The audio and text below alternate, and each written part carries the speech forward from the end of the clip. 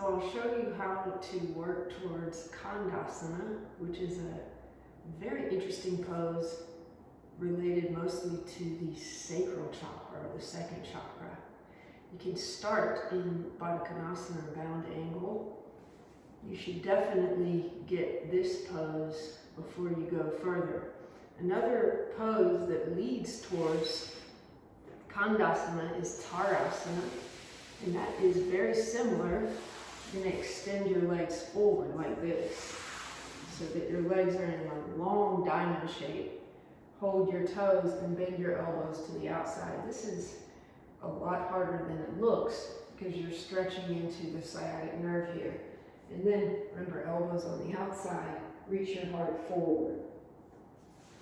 So those are both good preparations.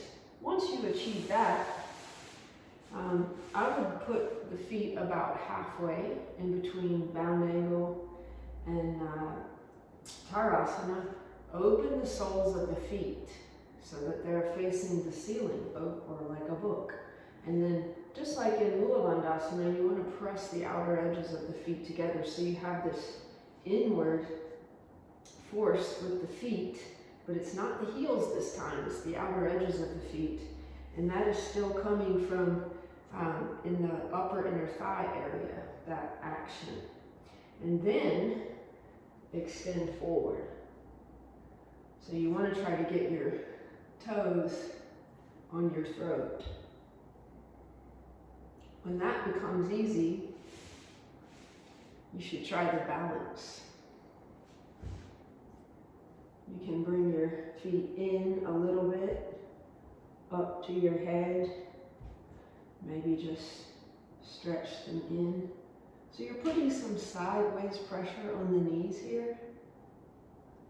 If you have any knee problems, this is not the pose to do. But knee problems can get better. So do some of the preparations. Maybe Baddha Kandasana with blocks under your knees. And then what you're going to have to eventually do is bring your feet up here. And that happens by the knees wrapping forward. I'll show you. And it's sort of like your defined anatomy for a few seconds. I'll bring my toes up to my head, and then I'm going to continue to press the outer edges of my feet together. And you can see my knees start to come forward as I pull my feet in. Like this. So I'm not very deep into it, but this is my variation of it.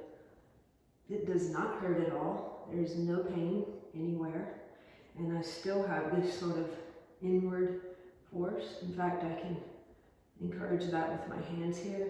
And then the final part of it, my knees are up a little bit here, is to rock forward. And that comes from rocking forward a little bit on the sacrum and then really lift up. The energetic aspect of this pose is the best part. So then you close your eyes, you can concentrate on sort of a lifting in the sacral chakra, inward and upward force, quite energetically powerful.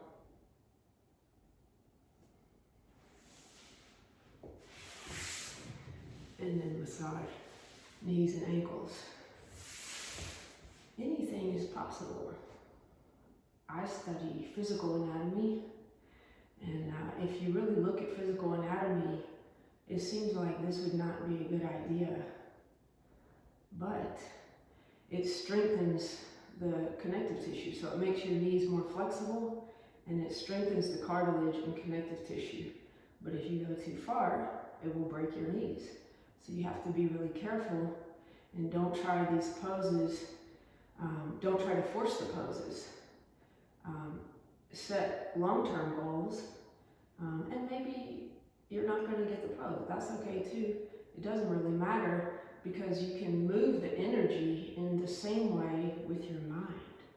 So you can visualize that inward and upward movement in the sacral chakra. And if your mind is powerful, then you will be able to have the same effect as doing this physical pose. Hatha yoga is actually really easy. It's gross level postures that could affect the mind. But what you can really do, anyone can do, if you have enough concentration and mental discipline and willpower, is you can do the energetic movements without ever really doing any of these extreme physical exercises.